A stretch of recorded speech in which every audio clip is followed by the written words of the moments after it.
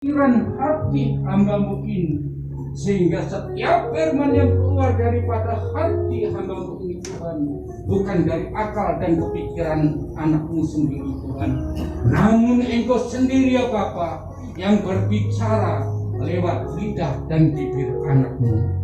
Segala puji, hormat dan syukur hanya bagi Engkau ya Yesus. Haleluya. Yang percaya katakan amin. Bapak Ibu yang terkasih di dalam nama Tuhan, saya sungguh berterima kasih kalau pada saat ini saya diberi kesempatan, malah ini yang perdana ya Pak Kim ya, untuk menyampaikan firman Tuhan. Pak Kim tadi ngabari saya ini suatu mau jam 12 tadi saya baru dikasih tahu sama Pak Kim, Pak Pri nanti tolong membawa firman, terus saya tanya lagi, Pak Kim kemana? Saya nanti mendampingi Pak Pri. Sugeng rawuh, matur nuwun. Terus Inara ajeng. jam 12 nanti jam 3 saya di sini, firman apa yang akan saya sampaikan.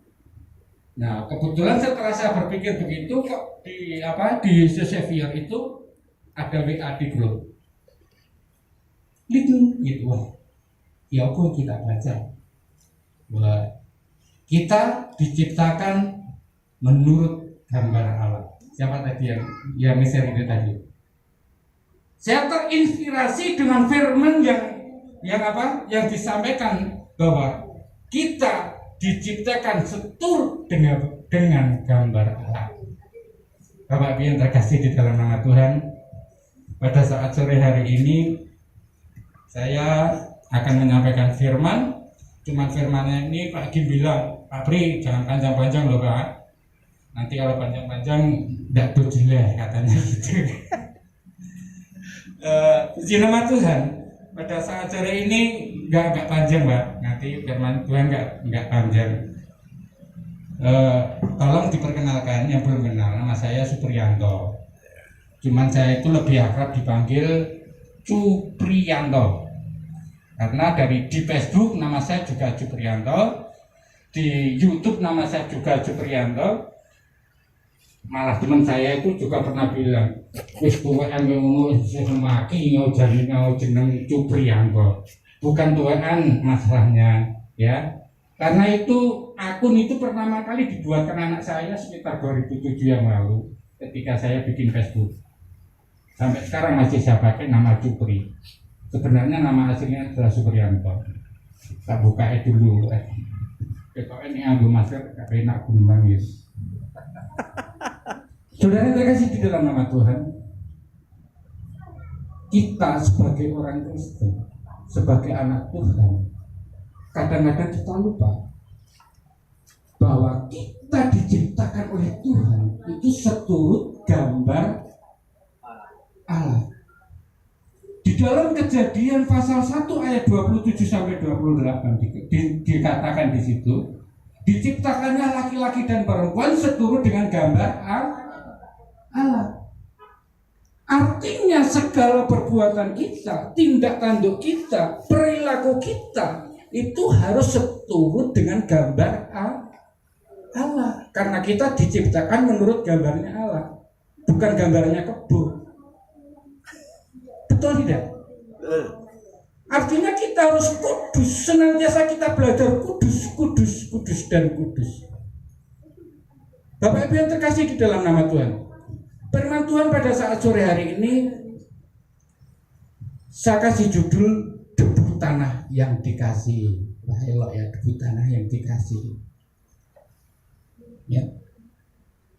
Ini saya ambil dari Kejadian pasal yang kedua ayat yang ke-7. Kalau ada yang bawa, yang bisa buka di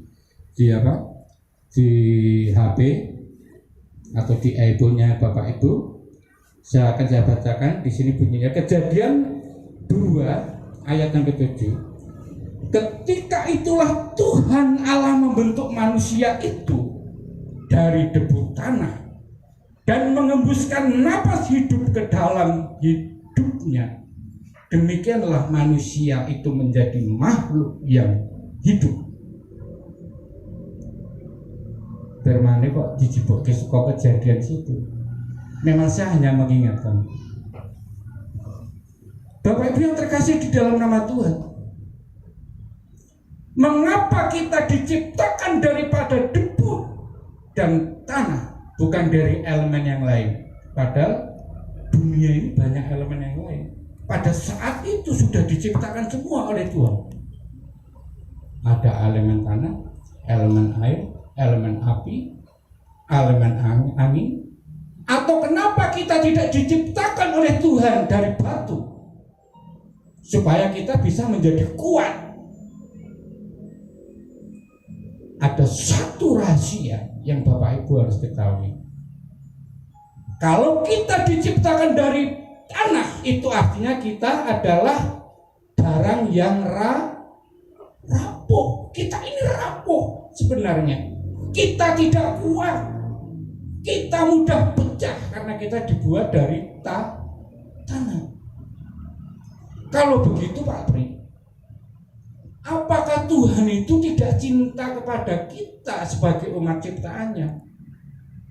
Kok kita diciptakan dari tanah, tidak diciptakan dari batu, tidak diciptakan dari apapun yang lebih kuat daripada tanah? Jangan salah Bapak Ibu Saudara yang terkasih. Begitu cintanya Tuhan terhadap kita, maka kita diciptakan dari tanah. Tujuannya apa? Supaya hidup kita sebagai manusia hanya tergantung kepada Tuhan. Kita butuh Tuhan karena kita merasa lemah, kita merasa rapuh, maka kita membutuhkan Tuhan di dalam kehidupan kita. Kalau kita dibikin dari besi, kalau kita dibikin dari batu, mungkin kita sudah karu-karuan, merasa kuat. Wong sedang kita itu dibikin dari tanah saja kadang-kadang merasa kuat. Betul tidak? Kita merasa kuat oleh kekuatan kita sendiri. Kita merasa kuat oleh pikiran kita sendiri. Kita merasa kuat oleh hati kita sendiri. Tapi begitu tersandung masalah, baru nangis. Tuhan, ini gimana ya Bapak? Mengapa Engkau berikan aku semacam ini? Mengapa Engkau berikan kecobaan padaku seperti ini?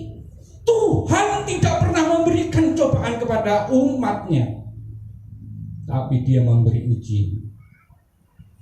Betul tidak? Apalagi kita. Bapak Ibu ingat pada Ayub, Nabi Ayub yang begitu